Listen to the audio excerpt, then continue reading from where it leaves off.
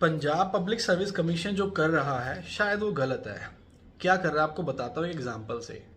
मैं जब 6th class में था तो वहाँ पे हमें थर्ड लैंग्वेज चूज करने का ऑप्शन मिला कि या तो आप पंजाबी ले सकते हैं या संस्कृत। नॉलेज था नहीं तो फ्रेंड्स ने सजेस्ट किया कि पंजाबी में ना स्टोरीज काफ़ी सारी आती हैं तो हमें पंजाबी लेनी चाहिए। हमने पंजाबी ले ली एंड इवेंचुअली ग्रेजुएशन कर ली। फिर अपने काम के लिए चंडीगढ़ आ गया, पंजाब में आ गया। देन आई रियलाइज कि वो जो पंजाबी पढ़ी थी ना इंपॉर्टेंट थी मेरे लिए, बिकॉज पंजाबी सीख गया था मैं वहां से और फिर पंजाब में आके वो पंजाबी काम आ रही है।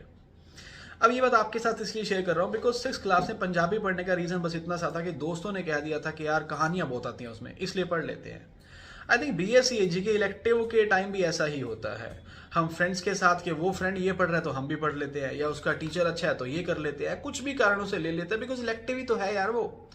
बट अब PPSC HDO की जो वैकेंसी आई जिसकी आज लास्ट डेट भी है, इनने बोला कि वो कैंडिडेट अप्लाई कर सकते हैं HDO के लिए जो MSc हॉर्टिकल्चर है। जो बात समझ आती है, बट MSc हॉर्टिकल्चर के साथ साथ जो इलेक्टिव सब्जेक्ट BSc के अंदर हॉर्टिकल्चर पढ़ के है वही लोग अप्लाई कर सकते हैं। अब आप खुद समझिए, BSc के इलेक्टिव सब्जेक्ट लेके हॉर्टिकल्चर मैंने पढ़ा होगा वो तो MSc के अंदर पढ़ लूंगा ना यार।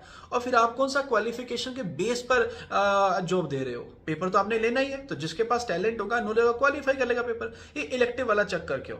उसके बाद मोस्टली वैकेंसी के अंदर एज लिमिट 30 से 32 होती है। मुझे पता नहीं, कभी कभी डिपार्टमेंट की इंटेंशन पे डाउट होता है। आई एम नॉट सेइंग वो गलत है कि सही है, पर इसमें एज लिमिट 37 ईयर्स है। जब आप एज लिमिट इतनी बढ़ा देते हैं 37 ईयर्स का मतलब कि जिन्होंने 2010-11 के बाद BSc करी है वो सारे लोग भी एलिजिबल हो जाएंगे इसमें। लेकिन आपने एलिजिबिलिटी के अंदर पंगा क्या डाल दिया कि BSc के अंदर इलेक्टिव हॉर्टिकल्चर होना चाहिए।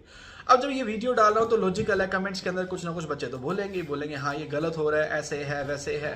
न जाने क्यों हम लोग कमेंट्स में बोलते हैं, हम बोल क्यों नहीं पाते, अपनी आवाज उठा क्यों नहीं पाते हैं। अब आप बोलोगे कि हम क्यों उठाएं, आप भी हमारी हेल्प कर दिया करो। हम जब बोलते हैं तो बहुत सारे लोगों को लगता है ये लोग कोर्स बेचने के लिए कर रहे होंगे। कोर्स तो हमारे पास HDO का है ही नहीं, हम चला ही नहीं रहे, है ना। And it's not about course. जब भी कोई इशू होता है मुझे UG के बच्चे मैसेज करते हैं, मैं तब भी वीडियो बना देता हूँ। इट्स अबाउट एग्रीकल्चर कि आपको इशू आ रहा है तो अपनी वॉइस को रेस कीजिए। कोर्ट केस करने का मतलब ये नहीं होता कि आपने दंगे फसाद कर दिए। कोर्ट केस का मतलब you want to represent your point in front of superior authority, ताकि एक फाइनल डिसीजन मिल सके। लेकिन हम लोग बैठे रहते हैं, व्हाट्सएप ग्रुप में निकाल लेते हैं, कमेंट्स में निकाल लेते हैं। But don't you think so कि ये गलत हो रहा है? जब MSc हॉर्टिकल्चर मांग रहे हैं तो फिर इलेक्टिव हॉर्टिकल्चर का चक्कर कहां से आ गया? आपको क्या लगता है? मुझे कमेंट सेक्शन के अंदर बताइएगा।